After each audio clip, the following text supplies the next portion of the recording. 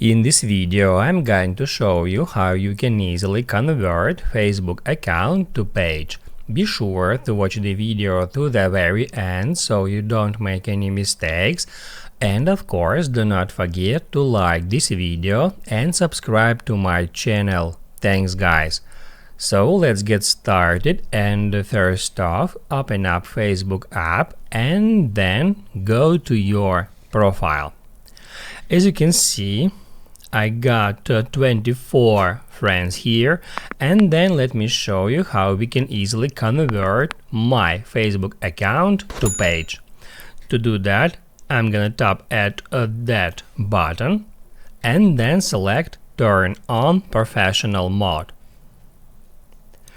Now we need to tap at Turn on and then Continue. Then we can go to our profile again. As you can see, my Facebook friends has just been converted into followers.